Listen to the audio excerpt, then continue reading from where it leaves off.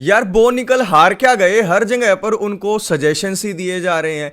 अब उनको यूएफसी के फाइट फैंस बोल रहे हैं कि यार आप ना बहुत ज्यादा वेट कट कर लो, आप वेल्टरवेट डिवीजन में चले जाओ 170 पाउंड में, वहां पर आपका कुछ हो सकता है, 185 में आपका कुछ हो नहीं सकता। मैं अपने भाइयों को कहना चाहता हूं कि बो निकल के आप यूट्यूब चैनल को एक बार विजिट करो। वहां पर जब आप जाओगे तो आपको दिखेगा कि उन्होंने रिसेंटली एक वीडियो डाला फाइट से पहले, और उन्होंने वहां पर लिखा हुआ था कि फाइट से पहले वो लगभग 36 पाउंड जो है कट करना चाहते थे एक हफ्ते में। यानी कि वो पहले ही ओवरवेट है, 185 कट करने में ही उनकी घिस निकल जाती है। जब कोई बंदा एक हफ्ते में 15-16 किलो वजन कम करके मिडिल वेट डिवीजन का वेट बनाता है, वो भाई वेल्टर वेट में कैसे चला जाएगा। वेल्टर वेट डिवीजन में एक से एक खतरनाक फाइटर्स भरे बैठे हैं, तोड़ के फेंक देंगे वो निकल को। मिडिल वेट में तो वैसे भी उनके लिए कोई ना कोई ऐसा अपोनेंट मिल जाएगा जिनको वो हरा दें। कोबी कोविंगटन ना फाइटर को छोड़कर अब बन गए हैं एक फुल टाइम यूट्यूबर। उन्होंने यूट्यूब चैनल खोल लिया है और वहां पर वो एक से एक बकवास वीडियो डालते रहते हैं। फिलहाल यूएफसी 315 का जो मीडिया डे था, जहां पर फाइटर से इंटरेक्शन होता है, वहां पर कोबी कोविंगटन पहुंच गए और यूएफसी फाइटर्स के लिए खाना आता है।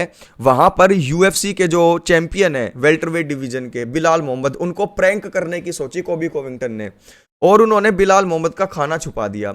इसी को बिलाल मोहम्मद ने रिप्लाई दिया। इसी को देखकर उन्होंने कहा कि यार बेवकूफ कोबी कोविंगटन, जिस जगह पर तुमने मेरा खाना छुपाया मैं वहां पर था ही नहीं। यार बिलाल मोहम्मद जो है ना खतरनाक बंदे हैं। उन्होंने कहा कि यार देखो कोबी कोविंगटन बेवकूफ बंदा है, जहां पर मैं हूं नहीं वहां पर वो मेरा खाना छुपा रहा है। यार गधे कुछ तो दिमाग लगा ले। उसके बाद उन्होंने कहा कि कमारू उस्मान की तरह कोबी कोविंगटन भी अब एक फुल टाइम यूट्यूबर बन गया है, पार्ट टाइम फाइटर रह गया है। तो ये दोनों के दोनों बंदे, कोबी कोविंगटन और कमारू उस्मान, दे बोथ सक। इन दोनों को अब फुल टाइम वीडियो क्रिएशन ही करना चाहिए, फाइटिंग इनके बस की नहीं है। और गधे कोबी कोविंगटन, कुछ तो दिमाग लगा ले। तेरा पापा और किसी जगह बैठा है और तू उसका खाना दूसरी जगह छुपा रहा है, कुछ तो दिमाग लगा यार। एलेक्स परेरा रिटायर हो सकते हैं। देखिए यूएफसी वालों के लिए एलेक्स परेरा ने क्या क्या नहीं किया। जब भी जरूरत पड़ी एलेक्स परेरा की, सबसे पहले एलेक्स परेरा ने हाथ खड़ा किया कि देखो शॉर्ट नोटिस फाइट चाहिए, किसी कार्ड को बचाना है, चलो मैं मेन इवेंट में आ जाता हूं। इतने टाइटल डिफेंस इतने कम टाइम में किए कि यूएफसी वालों को थैंक यू बोलना चाहिए परेरा को। लेकिन वो परेरा के साथ क्या कर रहे हैं, जैसा वो अपने हर चैंपियन के साथ करते हैं। जब तक किसी गन्ने में से जूस निकल रहा है उसको मशीन में डालते रहो, जूस निकालते रहो, और जब आपको दिखे कि जूस निकलना बंद हो गया है उसे फेंक दो। ऐसा ही यूएफसी अपने फाइटर्स के साथ करता है। एलेक्स परेरा ने यूएफसी को बुरे बुरे टाइम में सेव किया, हेडलाइन करके उनके मेन इवेंट में। लेकिन एक फाइट क्या हार गए वो, यूएफसी वालों ने मुंह मोड़ लिया एलेक्स परेरा की तरफ से।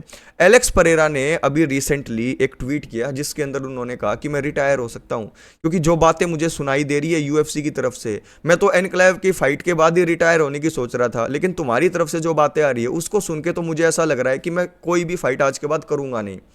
तो देखिए शायद ऐसा लग रहा है मुझे कि जो मागोमेड एनक्लेव है उनकी फाइट किसी और के साथ फिक्स होने की बातें चल रही है।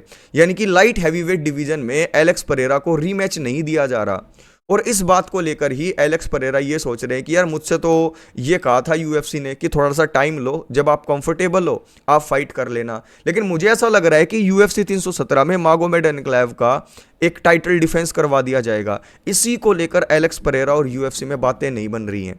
और अभी रिसेंटली एलेक्स परेरा ने यह भी कहा कि जो ये ट्वीट किया था ये मेरा फोन हैक हो गया था, किसी और ने कर दिया था, लेकिन ऐसा है नहीं। मुझे ऐसा लगता है कि एलेक्स परेरा जो है उन्होंने खुद ये ट्वीट किया था क्योंकि उन्हें ऐसा लग रहा था कि यूएफसी वाले ना मतलब के यार हैं। तो मैं एलेक्स परेरा भाई को कहना चाहूंगा कि यूएफसी की फितरत है ये, जब काम निकल गया तो टाटा बाय बाय बोल देते हैं। बड़े से बड़े चैंपियन के साथ भी इन्होंने यही किया है। तो यहां पर क्या एलेक्स परेरा रिटायर हो जाएंगे, आप बताओ मुझे भाई। जो रोगन भाई साहब का कहना यह है कि पैडी पिमलेट जिस तरीके से अजीबोगरीब हीमैन वाला हेयर कट रखता है और जैसी वो हरकतें करता है उससे वो अपने अपोनेंट को कंफ्यूज कर देता है। ऐसा लगता है कि यार ये तो कार्टून है, लेकिन जब फाइट होती है तो वो एक किलर निकल आता है। तो क्या पैडी पिमलेट का जो पर्सोना है, जो उनकी पर्सनैलिटी है, जिस तरीके से वो अपने आप को रिप्रेजेंट करते हैं, क्या वो अपने अपोनेंट को ट्रिक करते हैं? देखिए मेरी थिंकिंग जो रोगन से थोड़ी अलग है। मुझे ऐसा लगता है कि पैडी पिमलेट स्किल्ड तो हैं, लेकिन यार हाई लेवल के फाइटर्स के साथ उनकी फाइट अभी भी नहीं हुई है, रियल टेस्ट उनका नहीं हुआ है अभी भी।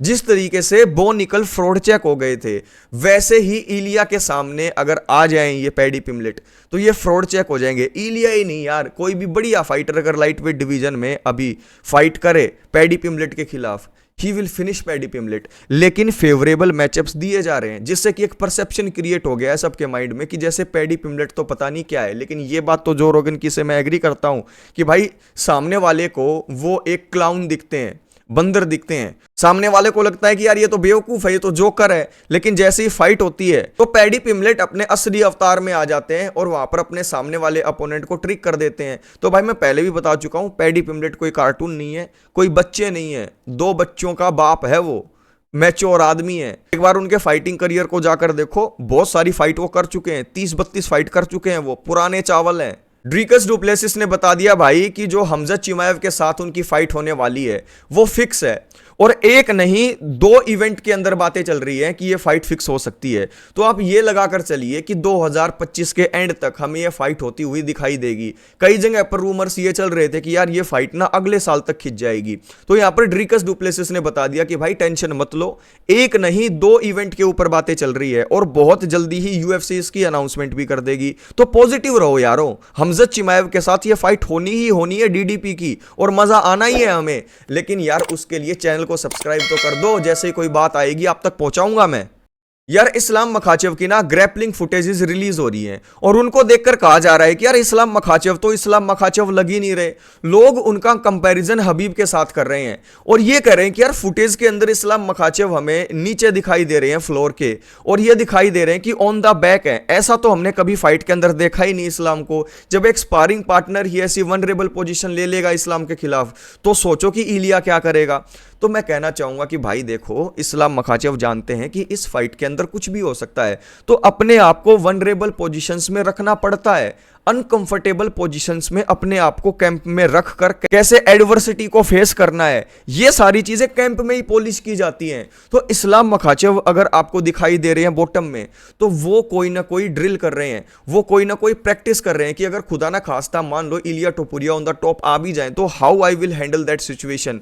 तो यार फाइट कैंप के अंदर वनरेबल जो सिचुएशन होती है, टफ सिचुएशन जो होती है, उसमें अपने आप को रखना पड़ता है। और वहां पर देखा जाता है कि अगर फाइट के अंदर ये सिचुएशन आ गई, अगर गेम प्लान ए फेल हो गया तो बी गेम प्लान मेरा क्या है, और किस तरीके से अगर मैं किसी टफ सिचुएशन में फंस जाता हूं तो रिवर्सल कैसे करूंगा, किस तरीके से नेगेटिव से पॉजिटिव में मुझे जाना है। तो ये सारी प्रैक्टिस, ये सारी ड्रिल होती है जब आप फाइट कैंप में होते हो। तो इस्लाम मखाचेव की ये जो फुटेज आ रही है, तो उसके अंदर ये कहना कि वो शार्प दिखाई नहीं दे रहे, इससे मैं एग्री नहीं करता। वो जानबूझ के ऐसी जो है ट्रेनिंग कर रहे हैं जहां पर वो वनरेबल सिचुएशन में अपने आप को रख रहे हैं और वहां से कैसे बाउंस बैक करना है, इनकी प्रैक्टिस कर रहे हैं। इलिया टोपुरिया ने 155 में आकर अपनी बॉडी बनाना शुरू कर दिया है, क्योंकि कई फाइटर्स का कहना यह था कि इलिया की बॉडी ऐसी नहीं है कि वो फेदर वेट को छोड़कर लाइट वेट में आ जाएं। क्योंकि लाइट वेट के अंदर जो आप क्रीम फाइटर्स देखते हो टॉप पर जो हैं, चाहे ओलिवेरा को देखो, चाहे शाहरुखियान को देखो, चाहे इस्लाम मखाचेव को देखो, ये हैवी लाइट वेट है, यानी कि इनकी बॉडी वेल्टर वेट वाली है।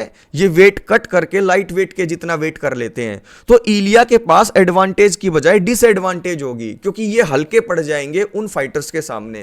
तो यहां पर इलिया टोपुरिया ने वेट गेन किया, जैसे जॉन जोन्स ने लाइट हैवी वेट से हैवी वेट में जब मूव किया तो एक सर्टेन पीरियड ऑफ टाइम लिया था जहां पर उन्होंने मसल मास गेन किया था।